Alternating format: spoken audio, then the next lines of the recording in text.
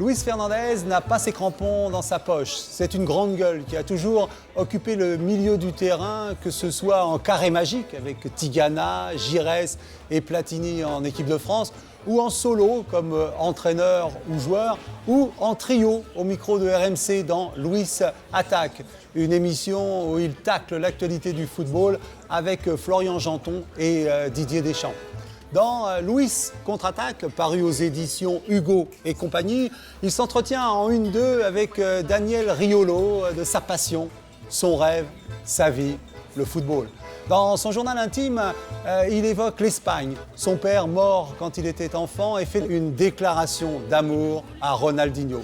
Et il m'oublie, alors que nous avons joué ensemble en 98 au Stade de France avec Dominique Rocheteau et Juste Fontaine. Quelle ingratitude, Luis.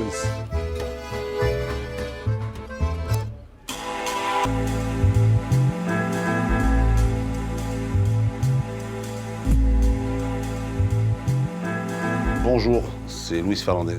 Aujourd'hui, dans Café Picouli, je vais vous donner une leçon de football. Alors, dans le football, on dit souvent qu'il y a l'attaque, il y a l'attaque placée, la vitesse, et puis il y a aussi la contre-attaque. Et les contre-attaques, des fois, elles font très mal.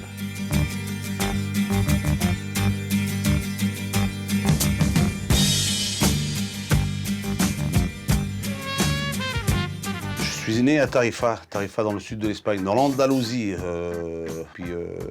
Un jour, on a remonté un peu l'Espagne avec mon papa, ma famille, mes frères et mes sœurs. Pour mon père qui était camionneur, venir travailler du côté de, pas loin de Barcelone, Catalogne. Et puis, à l'âge de 6 ans, j'ai perdu mon père. J'ai perdu mon père et d'une crise cardiaque. On avait la possibilité d'aller du côté de Lyon, où il y avait les 2 sœurs de mon père qui vivaient du côté de Vénissieux. Et c'est là qu'elle a décidé, ma mère, de venir. Pour vous dire que j'ai 2 frères. J'ai un grand frère qui est peut-être, c'est Jean-Louis, qui est peut-être celui qui a peut-être plus envie de m'amener vers le sport sur les terrains de football. J'ai l'autre qui veille peut-être sur le plan de la scolarité. Et c'est là, bon, il y a cette certaine difficulté, mais j'ai un grand frère qui a envie de m'amener vers le football.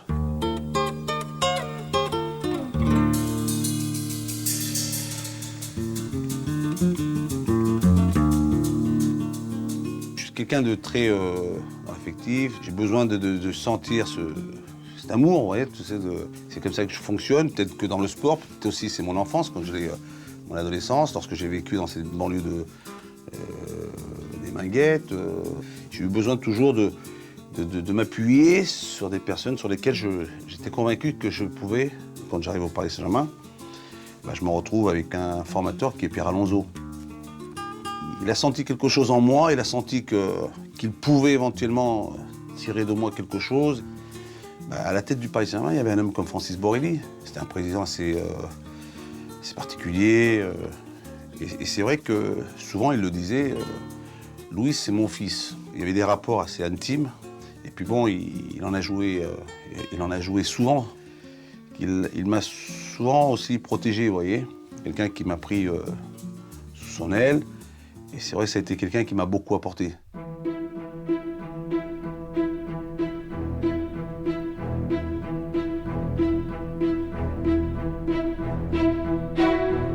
Je regarde ma première Coupe du Monde, c'était en 70. 70, c'était au Mexique, c'était à Guadalajara, c'était le Brésil. Le Brésil, à cette époque, je n'avais que 11 ans. C'était Pelé, Gerson, Tostao, Revellino, c'était vraiment les dieux, les meilleurs joueurs au monde. Et quand en 86, on se retrouve dans cette Coupe du Monde, au Mexique, et quand on a un match contre le Brésil, on est mené 1-0, ils nous mettent un but, c'est-à-dire qu'ils nous font tourner la tête parce qu'ils ont fait un coup de magie sur ce but qu'ils ont marqué parce qu'ils l'ont tellement marqué avec une telle facilité. On a eu l'opportunité et la possibilité d'égaliser par Michel Platini. J'ai perdu un ballon en revenant pour me replacer. J'en ai entendu des vertes et des pas mûres de la part de Michel Platini. Après, ça se termine par les pénaltys. Je me suis senti tellement tranquille, relax, pour aller le tirer, que je me suis dit, si tu le loupes, t'inquiète pas, la série va continuer. Mais si tu le marques, ça se termine, on élimine les dieux du stade, on élimine les Brésiliens, on fait la fête. Alors j'ai marché pendant 30-40 mètres pour me présenter devant le gardien brésilien. J'ai marqué, puis ensuite, tellement j'étais heureux, content, bah, on s'est retrouvé avec Michel, puis on s'est mis à genoux et on s'est embrassé. Jouer avec ces jours-là, ça a toujours été quelque chose, c'était un rêve. Et puis pour un gosse d'une banlieue, de se retrouver là-haut, de réussir à atteindre cet objectif, c'était merveilleux.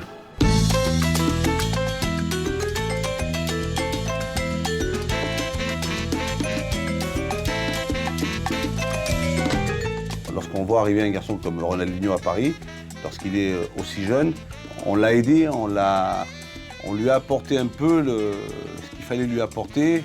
Tout ce qui avait été fait durant cette première année, c'est un travail exceptionnel parce que, aussi bien avec le staff technique, médical, qu'avec son entourage, on avait tous ensemble bien fait les choses pour le faire progresser, le faire devenir. Il est devenu champion du monde. Mais la deuxième année, les gens ne comprenaient plus ou ne savaient pas pourquoi il y avait entre Luis et Ronaldinho, il y avait quelque chose qui ne passait pas. Les gens se sont toujours posé des questions. Comment Luis ne fait pas jouer Ronaldinho? Mais Ronny n'était pas à 100%. Ronny était fatigué, il me le disait souvent. Est-ce que je peux? Parce qu'il était seul à Paris, parce qu'il sortait. Et moi, je n'avais qu'une seule chose, je n'avais qu'une seule envie, c'est que Ronny joue, que Ronny soit bon, que Ronny nous fasse gagner des matchs. Parce qu'un entraîneur ne peut pas se priver de son meilleur joueur.